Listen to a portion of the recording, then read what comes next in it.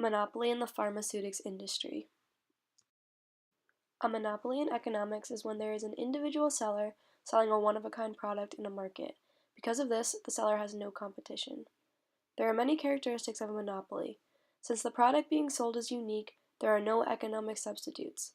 If there were, the price of an economic substitute would affect the demand for the product. There are barriers to enter a monopoly. Unlike a perfect competition market, there is no free entry or exit. The monopolist sets up these barriers for entry, making competition nearly impossible. Monopolies possess a lot of power in markets. In a competitive market, firms are price takers. In monopolies, they are price makers. This results in a downward sloping demand curve. One last aspect of monopolies is that they have an abnormal or supernormal profit. This means total revenue is higher than total cost. There are many advantages and disadvantages to monopolies. One advantage is creating a stability of prices. Because there is only one firm that sets the price themselves, without competition, prices remain stable. Another advantage is that there are economies of scale in a monopoly. With large-scale production, the cost per unit for the product will be low for sellers. This can increase production and possibly benefit consumers by having a more affordable product. Because the firm is making supernormal profits, the firm can also invest money into research and development for the product. In turn, customers may get a higher quality product for cheaper. Some disadvantages are that monopolists may set a high price on purpose. Because there's no competition in the market, a monopoly can exploit a consumer by setting the price of their product to be extremely high. This is a huge disadvantage for the consumer because they are probably buying this product no matter what. There can also be price discrimination. After studying market conditions, monopolists may charge different prices in different markets all for the same product. So how do pharmaceutical monopolies form in the economy? Why are they such an issue for consumers? This all goes back to the 1984 Drug Price Competition and Patent Term Restoration Act, also known as the Hatch-Waxman Act. This gave companies exclusive protections for creating generic drugs. Patents given to these generics would expire, and then any company could develop non-brand name versions of the same drug. The act intended to reward drug companies for their innovations and to protect consumers. Now companies are preventing competition, resulting in high prices and drug quality problems.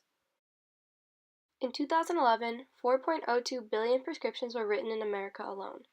People rely on medicine and drugs, and pharmacies can be found anywhere in the U.S. Oftentimes, these drugs are necessary for people to live. For instance, 1 in 4 adults are living with diabetes in the United States. They need insulin to stabilize their blood sugar levels. This is a necessity product, meaning it is extremely inelastic. People are going to buy it no matter what because they need it to live. Drug companies can take advantage of the fact that people rely on certain drugs by spiking up prices. They know the consumer will buy this product because, again, they need it to live. As a result, the companies end up making huge profits. A major example of this is with EpiPens. People with allergies are familiar with EpiPens, or epinephrine injectors that stop an allergic reaction. For people like me with nut allergies, EpiPens are lifesavers.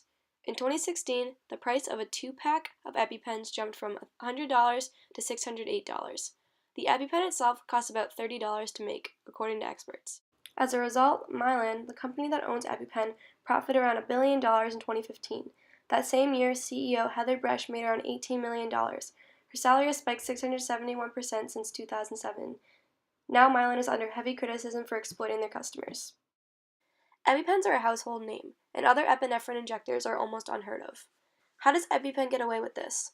One pharmaceutical company, Teva, tried to produce a product similar to EpiPen. Their efforts were blocked by the FDA, who claimed the product had major deficiencies.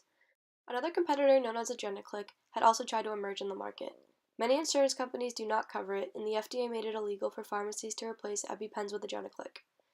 Having such a close relationship with the FDA, EpiPen has a large amount of control over the market for epinephrine injectors.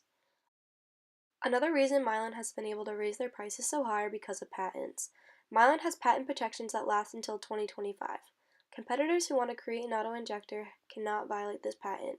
The FDA has certain standards to create autoinjectors as well. These standards make it virtually impossible to not violate Mylan's patent. Having set their own prices, having no competition, and teaming up with the FDA to create strict barriers to enter the market, Mylan is a modern-day monopoly. Currently, they're being investigated for potentially violating antitrust laws. Government regulation is needed to keep monopolies from getting too powerful, which may just be the case with the EpiPen.